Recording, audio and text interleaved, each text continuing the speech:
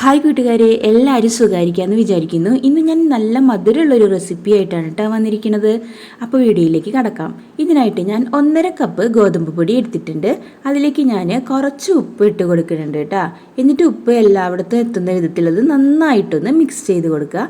ഇനി ഇതിലേക്ക് ഞാൻ വെള്ളം കുറേശ്ശെയായി ഒഴിച്ചു കൊടുക്കുന്നുണ്ട് കേട്ടോ. എന്നിട്ട് ചപ്പാത്തിക്ക് കുഴയ്ക്കുന്ന പോലെ ഇത് കുഴച്ചെടുക്കണം കേട്ടോ. ചൂടുവെള്ളമൊന്നുമല്ല ഒഴിച്ചു കൊടുത്തിരിക്കുന്നത്, പച്ചവെള്ളമാണ് ഒഴിച്ചു കൊടുത്തിരിക്കുന്നത് കേട്ടോ. എന്നിട്ടിത് നന്നായിട്ട് നല്ല മയമാവണ വരെ നന്നായിട്ട് കുഴച്ചെടുക്കുക കേട്ടോ. കണ്ട, അത് കുത്തുമ്പോൾ താന്ന് പോണ് കണ്ട, അതുപോലെ കുഴച്ചെടുക്കണം. എന്നിട്ടിത് നമുക്ക് മാറ്റി വയ്ക്കാം. ഇനി ഒരു പാത്രത്തിലേക്ക് ഞാൻ നാളികേരം എടുത്തിട്ടുണ്ട്.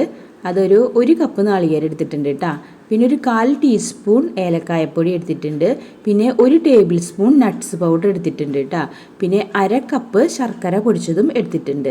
ഇതെല്ലാം കൂടി മിക്സ് ചെയ്തെടുക്കണം കേട്ടോ. സബ്സ്ക്രൈബ് ചെയ്യാതെയാണ് എൻ്റെ കൂട്ടുകാർ വീഡിയോ കാണുന്നതെങ്കിൽ എല്ലാവരും ഒന്ന് സബ്സ്ക്രൈബും കൂടി ചെയ്യണം കേട്ടോ. ഇനി ഞാൻ കുറച്ച് ഗോതമ്പ് പൊടി നിലത്ത് ഇട്ട് കൊടുത്തിട്ടുണ്ട് കേട്ടോ. എന്നിട്ട് ചപ്പാത്തിക്ക് ബോളുകളാക്കി എടുക്കില്ലേ, അതുപോലെ ഉരുട്ടിയെടുത്തിട്ട് നമ്മളിത് പരത്തിയെടുക്കണം കേട്ടോ. കുറച്ച് വലുതാക്കിയിട്ട് ഞാൻ പരത്തിയെടുക്കുന്നുണ്ട്. ചപ്പാത്തിയുടെയും വലിപ്പത്തിലാണ് പരത്തിയെടുത്തിരിക്കുന്നത് കേട്ടോ. ഇതൊരു കുപ്പിയുടെ അടപ്പാണ് കേട്ടോ.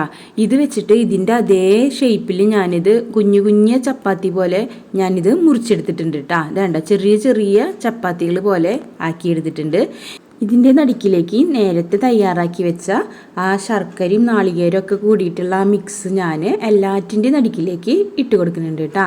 ഇനി ഇതിൻ്റെ ഒരു വശം മറ്റേ വശത്തേക്ക് ഞാൻ ഒട്ടിച്ച് കൊടുക്കുന്നുണ്ട് കേട്ടോ. അത് നമ്മുടെ ചൂണ്ടുവിരലുകൊണ്ട് ജസ്റ്റ് ഒന്ന് പ്രസ് ചെയ്യുമ്പോൾ തന്നെ അത് അവിടെ ഒട്ടുട്ടാ. എല്ലാം നമുക്കിങ്ങനെ ഒട്ടിച്ചെടുക്കാം. ഇനി ഞാനൊരു ഫോർക്ക് വെച്ചിട്ട് ജസ്റ്റ് ഒന്ന് ഇങ്ങനെ പ്രസ് ചെയ്ത് കൊടുക്കുന്നുണ്ട് കേട്ടോ. ഒരു ഡിസൈൻ കിട്ടാൻ വേണ്ടിയിട്ടാണ് ഇങ്ങനെ ചെയ്തെടുക്കുന്നത് കേട്ടോ. കണ്ട, ഇതുപോലെ പ്രസ് ചെയ്തൊന്ന് കൊടുത്താൽ മതി കേട്ടോ. ഇനി നമ്മൾ ഇതൊരു സ്റ്റീമറിലേക്ക് മാറ്റാൻ പോവുകയാണ്.